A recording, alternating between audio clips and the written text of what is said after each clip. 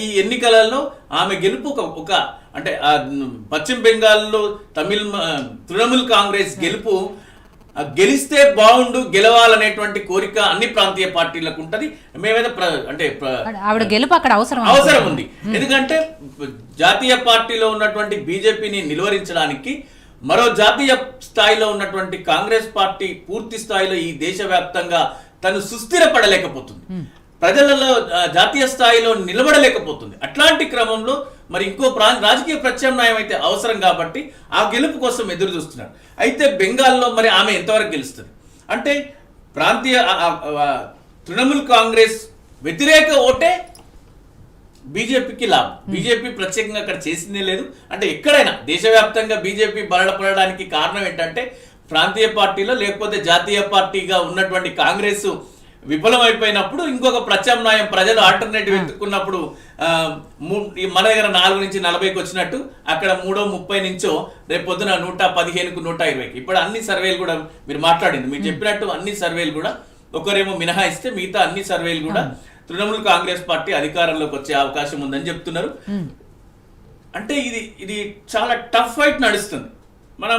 మన exit poll కి భిన్నంగా కూడా ఫలితాలు కొద్ది అటు ఇటు వచ్చే అవకాశాలు కూడా ఉంటాయి. అట్లాంటి సందర్భంలో భారతీయ జనతా పార్టీకి బోటాబొట్టిన వస్తే ఆపరేషన్ కమలం గురించి అందరికి తెలిసిందే, వాళ్ళు ఏం చేస్తారనేది మనం ప్రత్యేకించి ఉటంకించాల్సిన అవసరం లేదు. ఎందుకంటే వాళ్ళకి ఆ శక్తియుక్తులు ఉన్నాయి. జాతీయ స్థాయిలో ప్రభుత్వం ఉంది, ఏం ఎరజేస్తే లేకపోతే ఏ విధమైనటువంటి ఒత్తిడులు చేస్తే మిగతా పార్టీల నుంచి వస్తారు. ఆ విధమైనటువంటి అంటే ప్రభుత్వం ఏర్పాటు చేయగలిగేటువంటి పరిస్థితులు కూడా అవకాశాలు అయితే ఉన్నాయి. అంటే మొదటి ప్రాధాన్యంగా వెస్ట్ బెంగాల్లో ఆ పరిస్థితి భారతీయ జనతా పార్టీకి లేకపోయినప్పటికీ కూడా రెండవ అంటే there is a possibility to form BJP in West Bengal. అలాంటి పరిస్థితులు ఉన్నాయి. దేశవ్యాప్తంగా బీజేపీకి ప్రత్యామ్నాయం రాయాలని కాంగ్రెస్ కావచ్చు, లేదా కమ్యూనిస్ట్ కావచ్చు, లౌకికవాదులందరూ లౌకికవాదులు అంటే మళ్ళీ భారతీయ జనతా పార్టీ కోపమొచ్చే అవకాశాలు ఉంటాయి. లౌకికవాదులు ఎందుకు అంటే Bharatiya Janata Party strictly very strongly they say that అవును మాది హిందుత్వ పార్టీనే, మేము హిందుత్వ అజెండాతోనే వెళ్తామని గట్టి మాట్లాడుతున్నారు. కాబట్టి వాటికి ప్రత్యామ్నాయంగా ఉన్న పార్టీలు అందరూ కూడా గట్టిగా మేము లౌకికవాదులం అని మాట్లాడుతారు. లౌకికవాద పార్టీలు అన్ని కూడా ఈరోజు దేశవ్యాప్తంగా ఒక దగ్గరకు వచ్చి భారతీయ జనతా పార్టీకి ప్రత్యామ్నాయం అయ్యేటువంటి పరిస్థితి కనిపిస్తుంది. మీకు తమిళనాడు చూసుకోండి, తమిళనాడులో కూడా ఇప్పుడు మళ్ళీ అక్కడ కూడా రేపటి ఎన్నికలలో ఏ సర్వేలు తీసుకున్నా కూడా డిఎంకే స్టాలిన్ గారి నేతృత్వంలో కరుణానిధి గారు లేనప్పటికీ కూడా అమ్మలేదు, చిన్నమ్మలేదు. అయ్యలిద్దరు ఉండి అక్కడ చాలా ఇబ్బందికరమైనటువంటి పరిస్థితులు ఉంది. పన్నీర్ సెల్వం కానీ లేకపోతే ముఖ్యమంత్రి గారు ఆయన ఇంకొక సెల్వం ఇద్దరు ఉండి అక్కడ ఇబ్బందికరమైనటువంటి అంటే వాళ్ళ ఇద్దరి మధ్యలో పొసగక భారతీయ జనతా పార్టీ అంటే ఇంటర్ఫియరెన్స్, ఆ పార్టీలో ఏఐడిఎంకే ఇంటర్ఫియరెన్స్ లో వాళ్ళు సఖ్యత లేకుండా పరిపాలన సరైన నిర్ణయాలు తీసుకోలేని పరిస్థితి. అక్కడ కూడా పాపం కొంచెం అతివృష్టి సంభవించింది. ఇట్లాంటి అన్ని కలిసి కూడా ఈరోజు ఇంకొక అక్కడ తమిళనాడులో ఇంకొక పరిస్థితి కూడా ఉంటుంది. ఎప్పటికప్పుడు ఒకసారి ఒక పార్టీ వస్తే తిరిగి ఇంకొక పార్టీ రాదు. ఇంకొక పార్టీ రావాలంటే అంత సమ్మోహన శక్తి ఉన్నటువంటి వ్యక్తి ఇప్పుడు లేరు అక్కడ. ఆల్టర్నేట్ గా ఇప్పుడు ఉన్నటువంటి ఈ ఇద్దరి కంటే కూడా స్టాలిన్ గారే కొంచెం స్ట్రాంగ్ ఉన్నారు. సో ఆయన అలయన్స్ లో ఎగ్జిట్ పోల్స్ అన్ని కూడా స్ట్రాంగ్ గా చెప్తున్నాయి. సో డిఎంకే వస్తుందని చెప్తుంది. మీరు అస్సాం తీసుకోండి, అస్సాంలో మళ్ళీ బీజేపీకి ఛాన్సెస్ అయితే కనిపిస్తున్నాయి. BJP is going to win అని అన్ని ఎగ్జిట్ పోల్ ఫలితాలు కావచ్చు మాట్లాడిన అస్సాం గణపరిషత్ కూడా మళ్ళీ దే సపోర్ట్ బీజేపీకి మెజారిటీ వస్తే కాంగ్రెస్ పార్టీని కాదని అస్సాం గణపరిషత్ కూడా మళ్ళీ బీజేపీకే సపోర్ట్ ఇస్తుంది. మీరు అస్సాంలో చూడండి, మళ్ళీ వీళ్ళు పుదుచ్చేరిలో ఉన్న ప్రభుత్వాన్ని అయితే కూలగొట్టిరు.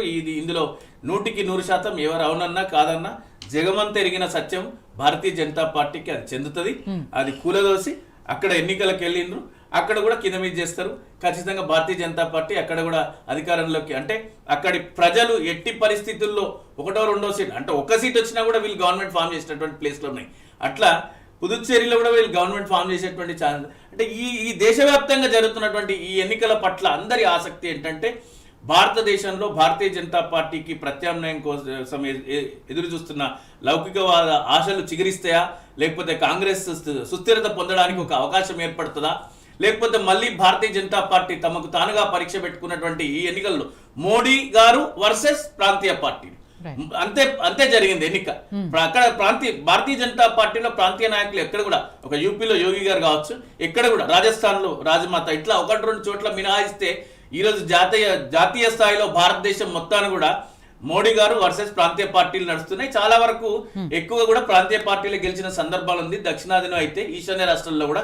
ఈసారి ప్రత్యేకించి మోడీ గారి వర్సెస్ ప్రాంతీయ పార్టీలకు జరుగుతున్నటువంటి రేపటి సమరంలో ఎక్కువ భాగం అయితే అంటే వాళ్ళు భారతీయ జనతా పార్టీ అధికారంలోకి రాకపోయినా కూడా ఇప్పుడు తెలంగాణలో 4 నుంచి 40కి ఎగబాకినట్టే ఎక్కడ ఉన్నా. అంటే వాళ్ళేం గవర్నమెంట్ ఫామ్ చేయకపోతే వాళ్ళకి వచ్చే నష్టమేం లేదు. గవర్నమెంట్ ఫామ్ చేసిందంటే ఇంకొకరు బతికేది కష్టం. వాళ్ళ ఫిలాసఫీ చాలా గమ్మత్తుంటుంది భారతీయ జనతా పార్టీ.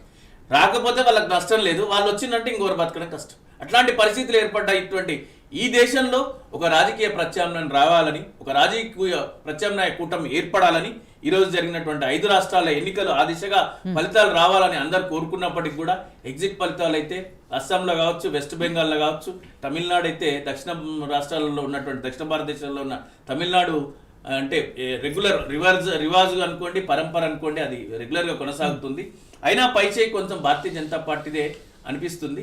అట్లా కాకుండా మనం కోరుకున్నట్టుగా వేరే భిన్నమైనటువంటి ఫలితాలు వస్తే బాగుంటుంది అనేటువంటిది మా అభిప్రాయం. ఖచ్చితంగా ప్రాంతీయ పార్టీలు మనుగడ సాగించాలి, ప్రాంతీయ పార్టీల అస్తిత్వం ఉండాలి, ప్రాంతీయ పార్టీలు ప్రత్యామ్నాయం కావాలి. ఈ దేశంలో భారతీయ జనతా పార్టీని నిలువరించాలి. ప్రాంతీయ పార్టీలు మేము అనుకున్నట్టుగా మా బాస్ కేసీఆర్ గారు అనుకున్నట్టుగా మరో కూటమి ఏర్పడాలంటే దీది గెలవాల్సినటువంటి అవసరం అయితే ఉందనేటువంటిది అయితే ఖచ్చితంగా చెప్పచ్చు. రైట్. సో కమల్ గారు, ఎగ్జిట్ పోల్స్ ఎంతవరకు వాస్తవం అవుతాయి, నిజంగా అవి నమ్మదగినవా లేదా అనేది పక్కన పెడితే వాటి బేస్ చేసుకొని మనం మాట్లాడుతున్నాం కాబట్టి, సరే ఎగ్జిట్ పోల్స్ అంతకుముందు కొన్ని నిజమయ్యాయి, కొన్ని అవ్వలేదు. సో వాటి బేస్తోనే ఇవాళ మనం మాట్లాడుతున్నాం కాబట్టి దాంతోనే మాట్లాడుకుందాం. సో అసోం కానీ లేకపోతే మిగిలిన కేరళ, పుదుచ్చేరి, తమిళనాడు వీటన్నిటి గురించి ఓవరాల్గా ఎగ్జిట్ పోల్స్ చూసిన తర్వాత మీ అనాలిసిస్ ఎలా ఉంటుంది? ముందుగా ఏఓటీ ప్రేక్షకులు అందరికీ, ఇక్కడ కూర్చున్న సోదరులు అందరికీ ముందుగా నమస్కారాలు. దేశవ్యాప్తంగా ఉన్నటువంటి రాజకీయ పరంగా ఇంట్రెస్ట్ ఉన్న ప్రతి ఒక్కరి ఆలోచన కూడా మొదటి దృష్టి బెంగాల్ మీదనే ఉంది. 5 రాష్ట్రాల్లో ఎలక్షన్లు జరుగుతున్నప్పటికీ, మన ఉభయ తెలుగు రాష్ట్రాల్లో పాటు అక్కడ తిరుపతిలో కానీ ఇక్కడ నారాయణస్వామి జరుగుతున్నప్పటికీ దేశవ్యాప్తంగా ఉన్నటువంటి ఆలోచన అంతా కూడా బెంగాల్ వైపే మొదటి ప్రాధాన్యత కింద ఉంది. కారణం ఏంటంటే అక్కడ మోడీ వర్సెస్ దీదీ అనుకోవడమా, లేకపోతే అమిత్ షా వర్సెస్ దీదీ అనుకోవడం ఏదైనప్పటికీ, కానీ అక్కడ బెంగాల్ లోపల జరుగుతున్న ఈ ఎలక్షన్ లోపల బెంగాల్ బీజేపీ ఓడినా గెలిచినట్టే. అక్కడ బెంగాల్ లోపల ఒకవేళ బీజేపీ కనుక ఓడినా గెలిచినట్టే. ఒకరిద్దరు రిపబ్లిక్ టీవీ కానీ ఒకరిద్దరు సర్వే సంస్థల నుంచి వచ్చిన దాంట్లో బీజేపీకి అనుకూలంగా ఉంది, మిగతా అన్ని సర్వే రిపోర్ట్ల ప్రకారం దీదీకి అనుకూలంగా ఉంది. 30